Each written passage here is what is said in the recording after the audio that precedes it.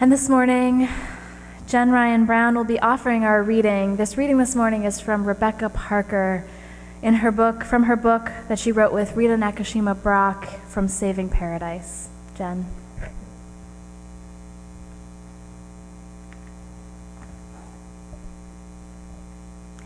How Christianity traded empire for love of this world. We can come to know the world as paradise when our hearts and souls are reborn through the arduous and tender task of living rightly with one another and the earth, knowing that paradise is here and now is a gift that comes to those who practice the ethics of paradise. This way of living is not utopian. It is not spring simply from the imagination of a better world, but from a profound embrace of this world. It does not begin with knowledge or hope. It begins with love. To know paradise in this life is to enter a multidimensional, spiritual, material reality. Paradise is simultaneously this earth, a beautiful, luminous creation, and the realm of the dead, this which is connected to the living, but is separated by a thin veil through which the dead can pass to accompany, bless, or guide the living. Paradise is human life restored to its divinely infused dignity and capacity, and it is a place of struggle with evil and injustice, requiring the development of wisdom, love, nonviolence, and responsible uses of power. Paradise can be experienced, a spiritual illumination of the heart, mind, and senses felt in moments of religious ecstasy. And it can be known in ordinary life, lived with reverence and responsibility. Paradise is not a place free from suffering or conflict, but it is a place in which spirit is present and love is possible. Entering paradise in this life is not an individual achievement, but is the gift of communities that train perception and teach ethical grace. Paradise provides deep reservoirs for resistance and joy. It calls us to embrace life's aching tragedies and persistent beauties, to labor for justice and peace, to honor one another's dignity, and to root our lives in the soil of this good and difficult earth.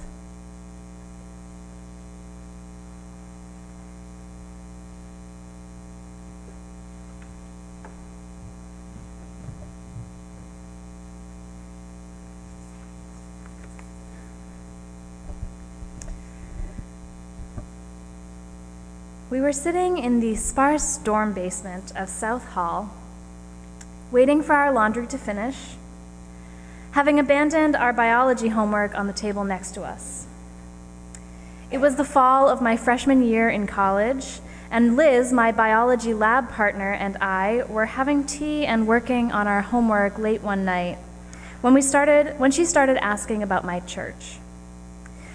Liz and I had this in common, actually. As college freshmen, we were unusual amongst our peers in that we were both devoted to our religious traditions, those rare and coveted specimens of college students who were weekly church attendants. But we had never really talked about which churches we went to, and Liz was curious about mine. "So it is Christian then?" she asked me. Oh geez, I thought, where to begin? And I started to explain Unitarian Universalism to her, talking about covenant and the belief in love and justice and compassion and the focus on making the world a better place. She looked really sad. "Wait," she said. She broached the subject gently, kindly. "But do you accept Jesus as your Savior?" Well, not really, I said, feeling almost like I was breaking the news of a bad diagnosis to someone. Unitarian Universalists tend to believe that Jesus was a great man and a great teacher, but not necessarily the only path to a good life. It's just, she said, it's just that I think you're a really good person. It makes me really confused and sad to think that you're going to hell. I really liked Liz. She and I were quite friendly, and she was easy to get along with. I found her thoughtful and kind, and she had a good sense of humor. And to be honest, I think this conversation shook up her sense of world order far more than it shook up mine. Because Liz came from a religious tradition that offered only one type of salvation, a salvation that included some but not others. And though I went to church religiously, you could say, though she and I tried to live our everyday lives with very similar values, her understanding of salvation included her but could not include me. Rebecca Parker, who we heard in our reading this morning, says that human beings do indeed need to be saved, not from a wrathful God or from some eternal damnation, but from the consequences of human sin here and now. And we see the consequences of human sin all around us. And a side note, I know that Unitarian Universalists can tend to emphasize human goodness because it can be so hard to reconcile with our own brokenness and with the brokenness of the world. It can be hard to reconcile with our own falling short. And because sin in this world can be used as a bludgeon, it can be a kind of shorthand to be used to control behavior. And we don't want to think of ourselves as sinful. We are good people. We believe in the inherent worth and dignity of all people. Its original blessing. But I understand sin to be separation. Separation from our truest values, from one another, from that which is most holy and sacred in our lives. And it is something that each and every one of us is capable of missing the mark, of feeling distant from our own best selves and what we owe to each other. And it doesn't mean that we are any less worthy of love or any less good. And yet we see sin all around us, in border walls and government shutdowns that cause people to lose access to needed pay and food benefits.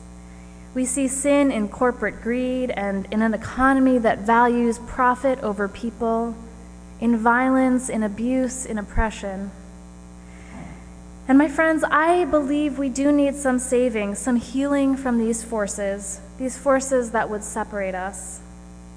Because when we give in to these forces, when we become separated from each other and our values, I believe that ultimately this separation can lead to a sense of despair and a lack of meaning in our lives, whether or not our material needs are getting met. And I do not believe that all suffering comes from sin. Please do not confuse those two, because as Unitarian Universalists, we believe that suffering is simply a part of life. It is not punishment for a way of living. And as we heard Rebecca Parker in our reading this morning say, she said, paradise is not a place free of suffering or conflict, but a place where spirit is present and love is possible. So what then allows us to enter this place of paradise, which is her way of saying, what then will save us if suffering is a part of life? Salvation comes from that which affirms life, from the powers of love and goodness, those powers used to heal, to create justice, to offer comfort and love, powers that each of us hold inside us, powers that we can share with one another, powers that we can call upon when we show up, when we offer love, when we create justice, comfort, and heal, when we affirm life. Now, I'd like to ask you each to put away your orders of service, because I'm giving you a pop quiz.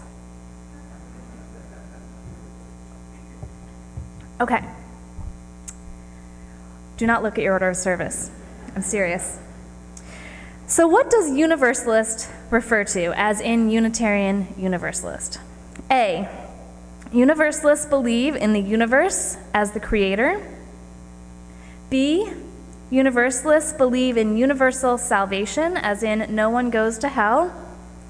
C, universalists believe in all religions universally. Or D, universalists believe in one universal God.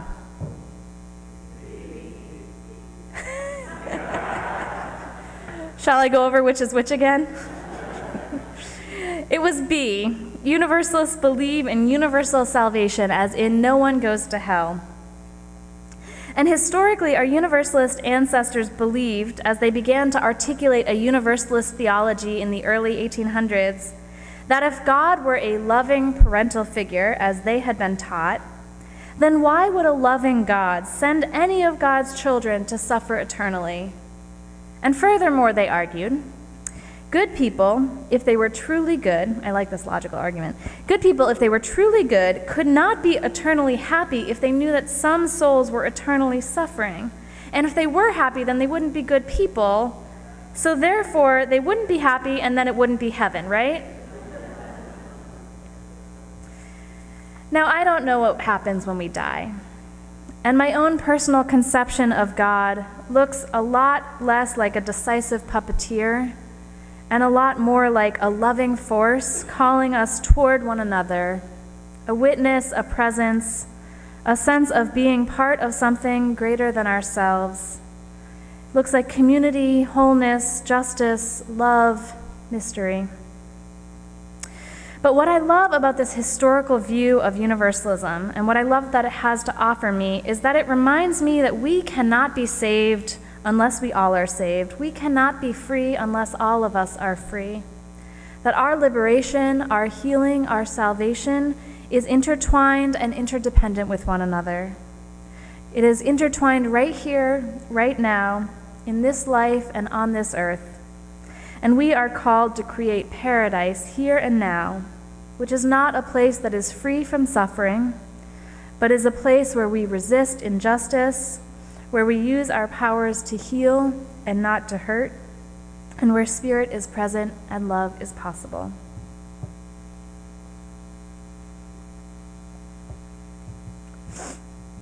Now, I know that people tend to be wary of the word salvation. And nowadays in our congregation, and even more so perhaps in our wider world, because I suspect that many of you associate salvation with people who were like my college friend Liz, for whom salvation means that some are in and some are out, and their work is to figure out where that line is. But I also believe that the purpose of this faith is nothing less than salvation. Because, my friends, this faith has saved me over and over again. It has given me hope when I have most needed it. It has given me community, it has given me depth, and it has given me a framework for finding meaning in my life. This faith has saved me, it has saved people I love, and I know this faith has saved many of you as well. Megan Dowdell, in her essay in the book Testimony, The Transformative Power of Unitarian Universalism, talks about how Unitarian Universalism has saved her. She writes, "When I was 11 years old, I entered a Unitarian Universalist church in New England for the first time on my own. I was invited to sing in the youth choir that traveled among several churches downtown, and after one session in the religious education program, I wanted to return every week. Arriving without my parents, I quickly became an adopted child of the church. A family would bring me along to the church retreat and make sure I had a ride to come serve food at the silent auction or volunteer in the child care program.